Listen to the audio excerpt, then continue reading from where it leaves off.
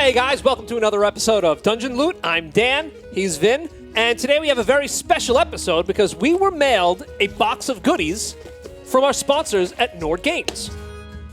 So let's crack this open. I believe this is the first time you're seeing everything in this box, right? Yeah, what do we got? Okay, so they sent us a ton of stuff to look over here. Let's see what we got. We got Wandering Monster decks. Ooh. 2, 3, 4. 4 of those. We have Treasure Card decks. We got 3 of those. And then we got Critical Fail, Critical Hit decks. A Luck deck. And a bunch of books. Let's see what we got. A ton of decks. All right, so we got the Ultimate NPC's Warfare book. We have the Ultimate Bestiary Revenge of the Horde book. A NPC's Skullduggery. And I believe this is a quest. It's called Heroes of High Fantasy.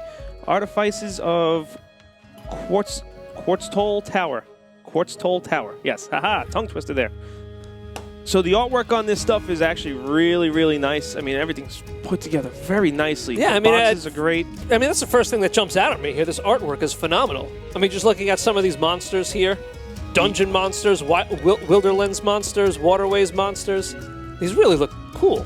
I'm a big fan of these books and the covers. The artwork on these books is amazing. Very, very cool stuff. The quality of these books is fantastic, too. Very solid hardcover book. Pages seem like they're a very solid stock. So let me make a suggestion here. Being that we got so much to go over and I wasn't expecting to get this much stuff from them, why don't we pick out 2 items and dig into that a little bit? Sure. What do we got? All right, hold on a second. Let me see. I know what everybody wants to see. They want to see the critical hit decks. That's where your meat and potatoes are. Critical hit deck for players and a critical hit deck for GMs. Oh, I see. So if we use the deck for players, we could do some heavy damage to the monsters, but the GM can fire right back and do some heavy damage on us. us. Too. All right, so we'll hide this one so our GM can't find it, and we'll use only the players deck for now. So let me put all this off to the side. Let's take a look at what we got here. The titles of the decks are Heroes Triumph and what's that? Heroes Fall? Heroes Fall. I'm not seeing it. Where is it? Yeah, right on the back. Oh, there it is. Heroes Fall. Yep. Yes. So when the players hit a critical hit, it's a heroic triumph, and when the GM gets a critical hit, it is a heroic fail for the players. What do we got, Ben? Okay, so let's start with the critical hit decks for GMs. So what I like about this is it adds a lot of character spin to players. So some of these cards will actually give a player a negative in the way of either a stat, minus in this fact, or maybe like might lose a leg, might lose your head, depending on the severity of the card.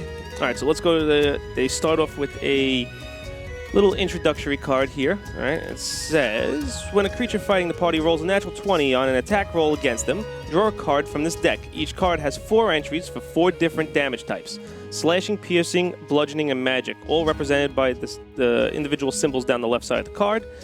Each card also has a severity level in the upper right corner, which are setback, dangerous, life-threatening, and deadly. Unless you are running a high mortality game, this is recommended by Nord, by the way, they recommend using only the setback cards at level 1, introducing dangerous cards at level 5, life-threatening cards at level 9, and deadly cards at level 13. So, let's see what some of these cards actually do. Let's start with some of the setback cards. All right, so you rolled the GM rolls a natural 20, and he pulls a card from the deck. So, it says for bludgeoning, stunning blow. Make a DC of 12 Constitution savings throw. On a failed save, you're stunned until the end of a turn. Pretty basic stuff. Then for piercing, it says all fun and games. Roll a D100. On a 2 or less, you're blinded in one eye. And I guess that's a permanent effect, so that would really change your character. Yeah, that's pretty brutal. For a setback? Wow. I mean, you're not really stopped. It is kind of just a setback. It's yeah, I guess so. You still have your other eye. I mean, we have some cool stuff here in the player's deck also. Some setbacks we have. Let's see, for bludgeoning damage, it's called Get Back. maximum damage. The target must also make a DC 12 Constitution saving throw. On a failed save, the target is pushed back 5 feet. So it's all different types of effects like that. Now, obviously, if you're running a campaign or if you have a lot of characters in a campaign, these are cool ideas that you can have for different types of critical hits. And it could just mix things up in the campaign and give you a lot more variety. So let me go over to a dangerous card. Let's see what we got here. Bleeder. Make a DC 14 Constitution savings throw. On a failed save, take a D6 of damage at the beginning of your turn for the next D6 turns. Round, yeah. So that's this is where the cool stuff really comes in at the deadlies. Setbacks are, okay, but the deadly is where it really gets deadly. Now, this is for players versus PCs, yes. correct? So if you're a player and you roll a 20, one of the possible deadly damages you could do, let's see, what do we got here? On piercing, let's say. Pressure point, quadruple damage, and the target must make a DC 18 Constitution saving throw. On a failed save, the target is paralyzed. So you can do some pretty crazy damage here with the deadly cards. I think that's why Nord Games, it's why the creators of the deck actually say that if it's early in the campaign, you want to stay more to the setback side of the scale, and as the quest goes on, as the players become more and more powerful, then they can gain the deadly critical hits. So, or you could be like me as a GM and just throw everything you got at your players and see where you fall. So let's see That's this. Nuts. I mean, if you have a level 1 player and he's taking deadly damage on a critical, just think how cool of a character. I mean, once I had a player in my quest who had a gimp leg, and he was a wizard, if I remember correct, and none of his reflex saves ever happened because he had a gimp leg. So I mean, and that was a level 1 character. So, he had a lot of fun getting over the pit traps, which was always interesting. Yeah. So, all right, so one of the ones from Deadly for the GM to use against the players. Feeling faint. You have disadvantage on your strength, dexterity, and constitution-based rolls for 1d10 rounds. Additionally, you make a DC 18 Constitution savings throw at the beginning of each of your turns. On a failed save, you fall prone. That's brutal. Let's see. Oh, this sounds interesting. Weakening Slash. You deal half damage on melee attacks for the next D8 rounds. Wow. So that. If you're a fighter, that stinks. Yeah. That stinks. That really stinks. Yeah, that's why. Especially if it's early in a campaign, you could really take some heavy damage to a low-level fighter, low-level player. Damn this leg. Permanently, when entering combat, make a DC 12 Constitution savings throw. On a failed save, you have disadvantage on strength and dexterity-based attacks for 1d4 rounds. Oof. Brutal stuff. Imagine getting that at first level and having to live with that for the rest of your campaign. Right. You're not going to be living very long. No. Most likely. But yes, the card. I like these cards. They're actually a very nice little add-on to any campaign.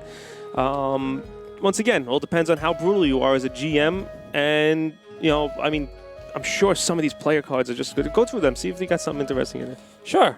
Let's see. Let's go to the life-threatening attacks. For slashing, we have slow recovery, quadruple damage, and the target must make a DC 16 Constitution saving throw. On a failed save, the target can make 3 fewer attacks on their next turn. Oh, that's a great card. Yeah, especially if you're fighting for a higher level monster. Yeah, you pull that on a high level monster. Oh my God, that takes away their lair actions. It takes away. Well, it doesn't take away their lair actions, but it takes away all the regular actions, and that's brutal. Especially a multi attack. It could take away a claw bite. Yeah, nothing like fighting a vampire. It doesn't have a bite. So, let's see what else we got here. All right, so let's look at the artwork a little bit. All the cards have the same artwork on the back. They are pretty nice. No, I like the GM ones. What we got for the player ones? GM one looks like, if I had to guess, I would say this looks like a player character who's taking some heavy damage. Definitely taking some heavy damage on that. Looks like either a life-threatening or a deadly damage here. A lot of blood. What about the player cards? What we got there? Player card looks like the player did some heavy damage to a high-level monster. Big, strong monster. He's missing a hand. It looks like he's definitely not getting his multi-attack at bare minimal. Let's tell them about the coupon code that Nord is giving us. Yes, let's tell to give them. out to you. It's Audio Dungeon 15. You can actually go on their website and use Audio Dungeon 15 for any product that is not currently on sale, and they'll give you 15% off when you make your purchase. So I believe that was also for anything that you put in your cart. So go and take a look, check it out. Look at the link below, and we'll get you to Nord Games. Take advantage of it. So this has been another episode of Dungeon Loot here on Audio Dungeon. Thanks for joining us. I'm Dan. He's Vin, and we'll see you soon.